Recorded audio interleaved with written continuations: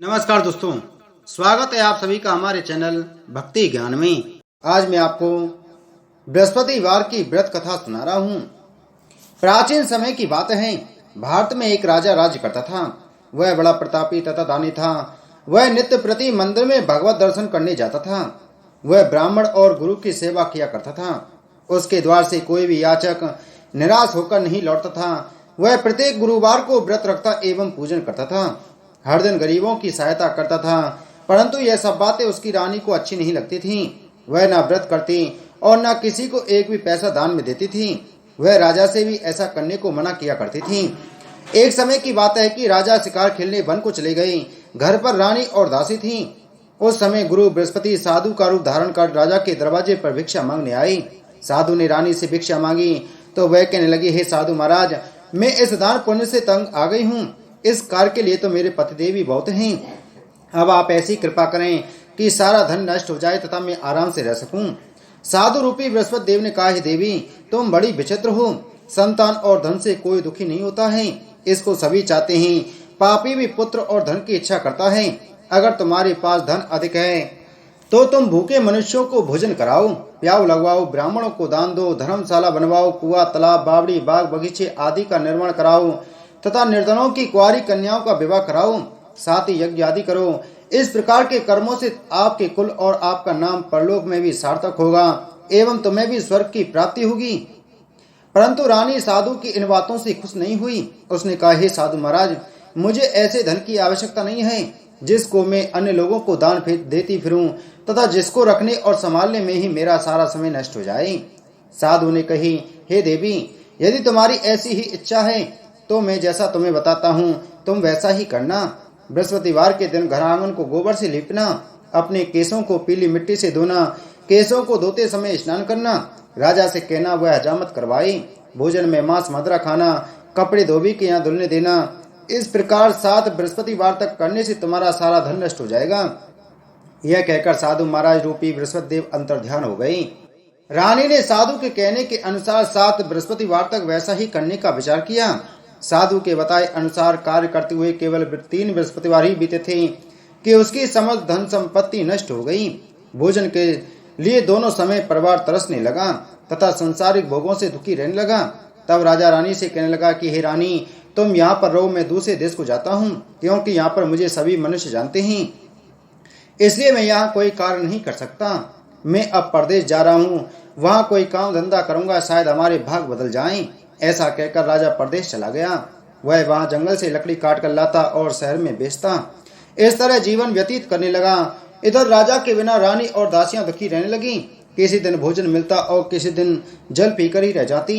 एक समय रानी और दासियों को 7 दिन बिना भोजन के व्यतीत करने पड़े तो रानी ने अपनी दासी से कहा, ही दासी, यहाँ पासी के नगर में मेरी बहन रहती है, वह बड़ी धनवान है, तो उसके पास जा और वहां से 5 शेर बेजर मांग कर के ले आ, जिससे कुछ समय के लिए गुजर हो जाएगा।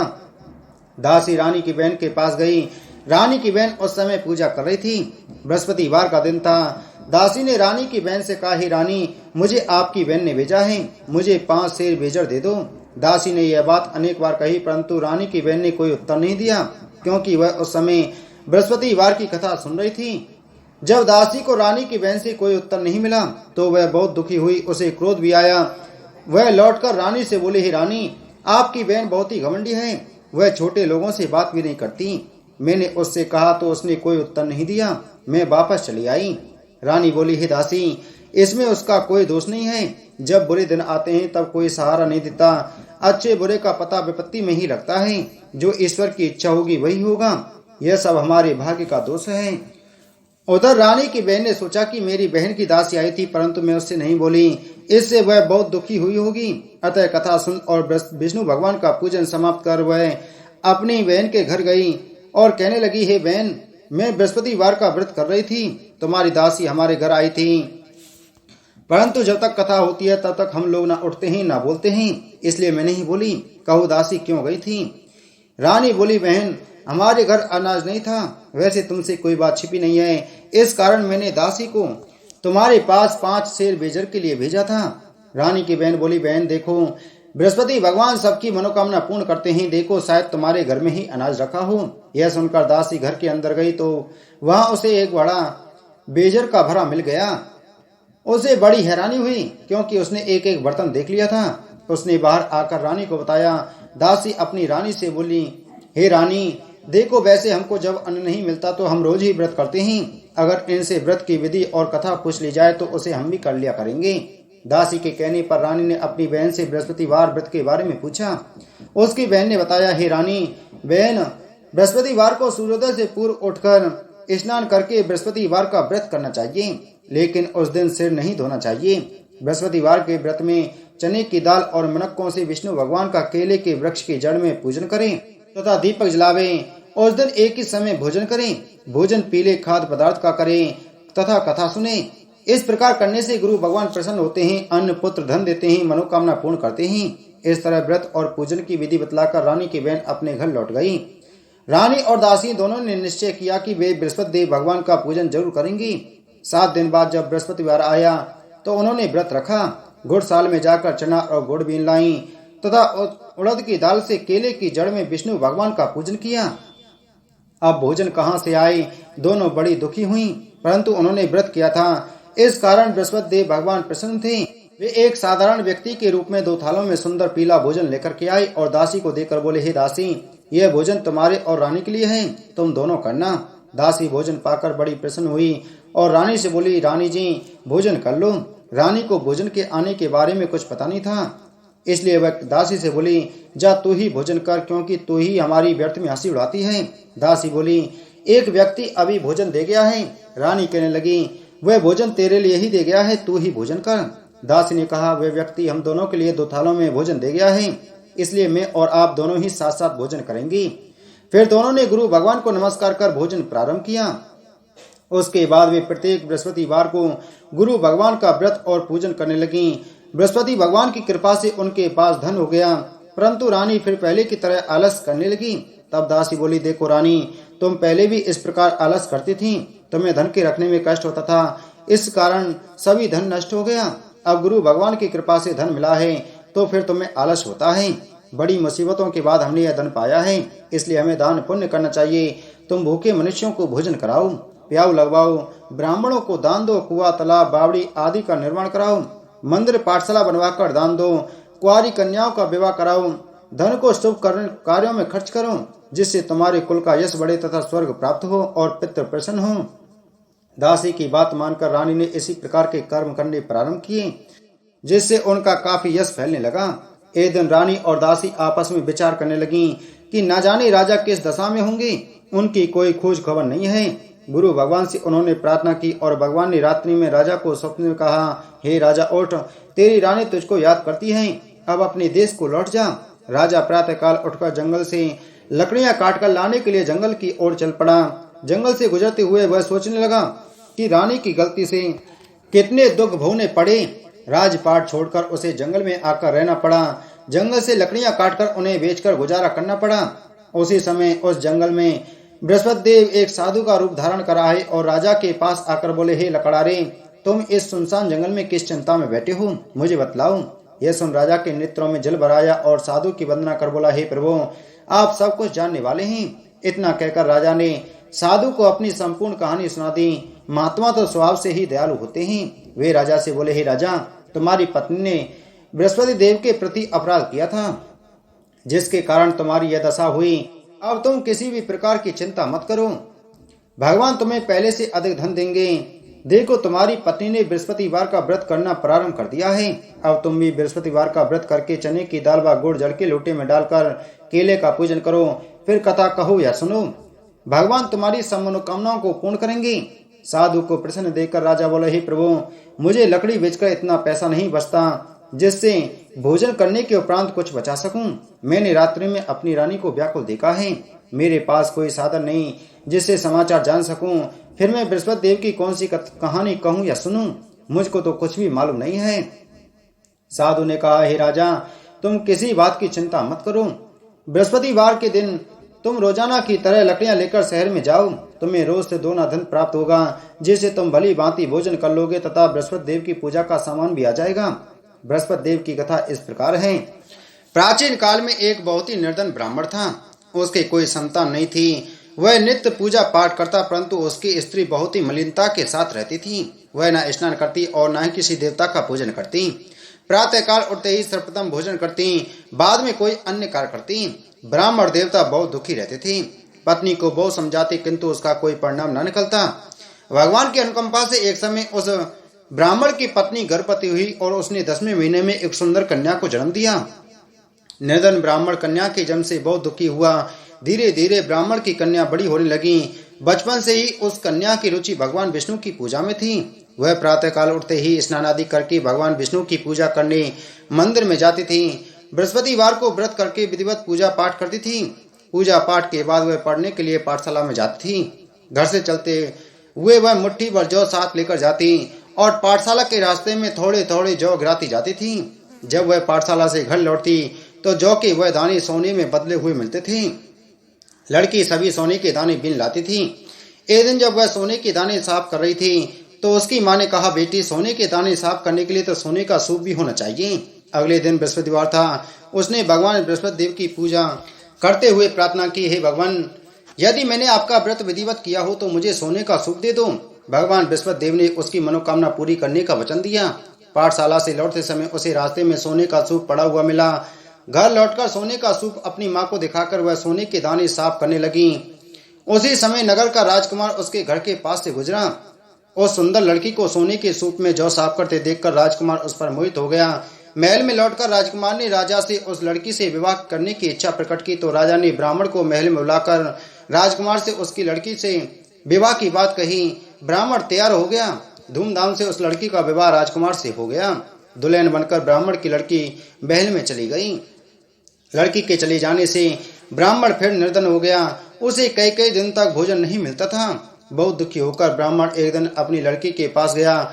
उसने पिता से निर्धनता का समाचार सुनकर उसे बहुत सा धन देकर पिता को विदा किया।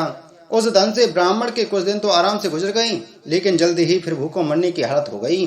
ब्राह्मण अपनी लड़की से धन लेने के लिए फिर महल में पहुंचा। लड़की ने पिता की बुरी हालत देखकर कहा, पिताजी, आखिर आप कब तक मुझसे धन लेकर जीवन यापन करेंगे? आप कोई ऐसा उपाय क्यों नहीं करते जिससे आपका घर धन संपत्ति से भर जाए? ब्राह्मण ने कहा, मैंने तेरी माँ को बहुत समझा लिया, पर उसकी समझ में कुछ नहीं आता। उसका फूहड़पन नष्ट हो जाए तो घर की निर्धनता भी दूर हो जाए। तब कुछ सोचकर लड़की ने पिता से कहा, पिताजी, आप कुछ दिनों के लिए माँ को मेरे पास छोड़ जाओ। ब्राह्मण अपनी पत्नी को लड़की के पास महल में छोड़ आया। लड़की ने अपनी माँ से कहा, माँ, तुम प्रातः काल उठकर कल स्नान आदि करके भगवान बृहस्पति देव विष्णु जी की पूजा अवश्य करना। पूजा करने से तुम्हारी निर्धनता अवश्य दूर हो जाएगी। लेकिन उसकी माँ ने उसकी कोई बात नहीं मानी। तब क्रोधित होकर लड़की ने अपनी माँ को एक कक्ष में बंद कर दिया। सूर्योदय के समय माँ को उठाकर जबरदस्ती उसे स्नान कराया और फिर मंदिर में ले जाकर भगवान बृहस्पति देव की पूजा कराई। कुछ दिनों तक ऐसा करने से माँ की बुद्धि में परिवर्तन हुआ और वह स्वयं बृहस्पतिवार का व्रत रखने लगी। उसके व्रत रखने से ब्राह्मण के घर में भगवान विष्णु की अनुकंपा से धन की वर्षा होने लगी। दोनों पति पत्नी धन संपत्ति पाकर आनंद पूर्वक जीवन यापन करते हुए विष्णु धाम को चले गए। लकड़ारा बने राजा ने उन साधु से भगवान बृहस्पति देव की यह कथा सुनकर बृहस्पतिवार का व्रत करके भगवान विष्णु की पूजा की। उस दिन से उसके सभी कलेश दूर हो गए। लेकिन अगले बृहस्पतिवार को कामकाज में अधिक व्यस्त रहने के कारण उसने भगवान बृहस्पति देव का व्रत नहीं किया। भगवान बृहस्पति देव लकड़ारे से क्रोधित हो गए और उसे भूल की सजा दी। उस दिन नगर के राजा ने नगर में घोषणा करके सबको सूचित किया कि प्रत्येक नागरिक मेरे महल में भोजन करने आए। जो नहीं आएगा उसे अपराधी मानकर भारी दंड दिया जाएगा। लकड़ारा बने राजा ने उस नगर के राजा की घोषणा तो सुनी, लेकिन जंगल में लकड़ी काटकर लाने और उन्हें बेचने में देर हो जाने के कारण वह समय पर महल में भोजन करने नहीं जा सका। अतः राजा के सैनिक लकड़ारे को पकड़कर महल में ले गए। राजा ने उसे महल के एक कक्ष में बैठाकर भोजन कराया। उस कक्ष में एक खूंटी पर रानी का सोने का हार लटका हुआ था। लकड़ारा अकेला उस कक्ष में भोजन कर रहा था। तभी उसने एक आश्चर्यजनक घटना घटती देखी। देखते ही देखते वह खूंटी हार को निकल गई। थोड़ी देर के बाद राजा ने हार को गायब देखा तो लकड़ारे को कारावास में डरवा दिया। लकड़ारा मनी मन अपने भाग्य को कोसने लगा। तभी उसे जंगल में मिले साधु का स्मरण आया। थोड़ी देर में भगवान बृहस्पति देव सन्यासी के रूप में उसके सामने प्रकट हुए और कहा, हे लकड़ारे, तूने भगवान बृहस्पति देव की पूजा नहीं की थी, इसी कारण तुम्हें यह कष्ट हुआ है। लेकिन अब तुम चिंता मत करो।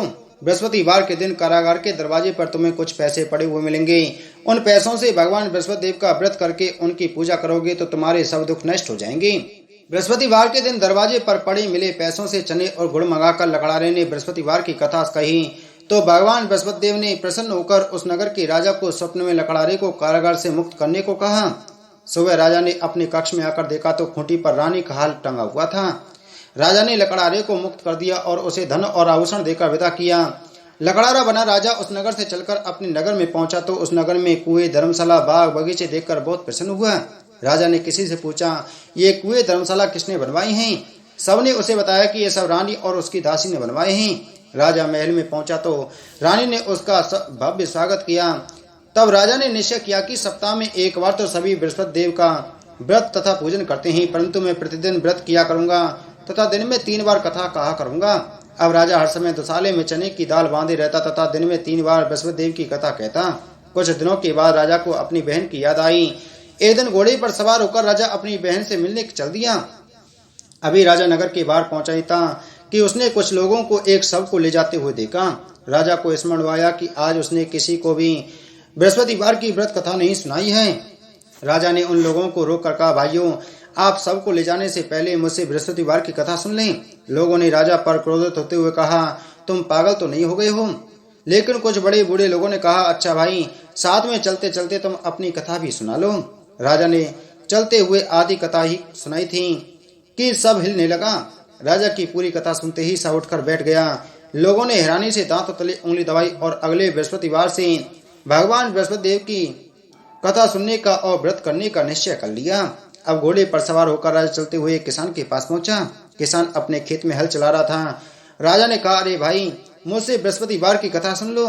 किसान झुंझला कर बोला, अरे भाई, देख नहीं रही, जितनी देर में तुम्हारी कथा सुनूंगा उतनी देर में तो पूरे खेत में हल चला लूंगा। राजा निराश होकर चलने लगा। तभी किसान के बैल लड़खड़ाकर जमीन पर जा गिरे।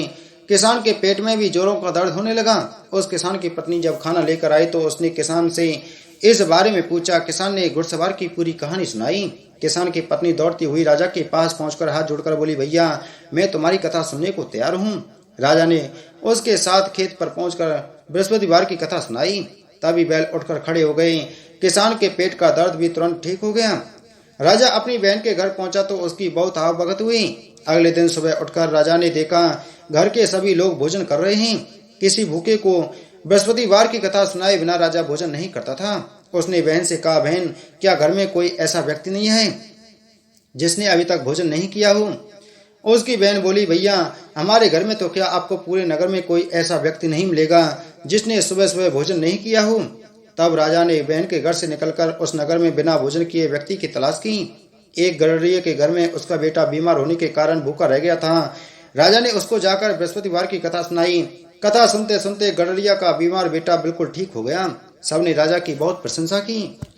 एक दिन राजा ने अपनी बहन से कहा, बहन, अब हम अपने घर जाना चाहते हैं, तुम भी हमारे साथ चलो, कुछ दिन वहां रहकर लौटाना। राजा की बहन ने अपनी सास से पूछा तो सास ने ताने देते हुए कहा, बहू, मायके जाना तो अकेले जाना, मेरे पोतों को साथ नहीं ले जाना। तुम्हारे भाई की कोई संतान नहीं है, कहीं तुम्हारी भाभी मेरे पोतों पर जो कोई जादू टोना ना कर दे। दूसरे कक्ष में बहन की सास की बातें सुनकर राजा दुखी मन से अकेला ही अपने नगर में लौट गया। रानी ने राजा से कहा, आप तो अपनी बहन को साथ लाने की बात कहकर गए थे, फिर बहन को साथ क्यों नहीं लाई? तब राजा ने दुखी होते हुए कहा, रानी, हम निसंतान हैं, इसलिए कोई हमारे घर आना पसंद नहीं करता। रानी ने राजा को समझाया, हे प्राणनाथ, हमें बृहस्पति देव ने सब कुछ दिया है, अब भगवान बृहस्पति देव हमें संतान भी अवश्य देंगे। बृहस्पतिवार को विधिवत व्रत करते हुए राजा रानी ने भगवान बृहस्पति देव से संतान के लिए प्रार्थना की। कुछ दिनों के बाद उन्होंने स्वप्न में दर्शन देते हुए कहा, हे राजन, तेरी मनोकामना अवश्य पूरी होगी। 1 सप्ताह बाद ही रानी गर्भवती हो गई। 10वें महीने रानी ने एक सुंदर पुत्र को जन्म दिया। राजा रानी जीवन पर्यंत भगवान बृहस्पति देव का व्रत करते रहे। उनके घर में धन की वर्षा होती रही। इस तरह आनंद पूर्वक जीवन यापन करते हुए राजा रानी भगवान बृहस्पति देव की अनुकंपा से मोक्ष को प्राप्त करके सीधे बैकुंठ धाम को चले गए। बृहस्पतिवार की विधिवत व्रत करके जो स्त्री पुरुष भगवान विष्णु की पूजा करते हैं, भगवान उनकी सभी मनोकामनाएं पूर्ण करते हैं।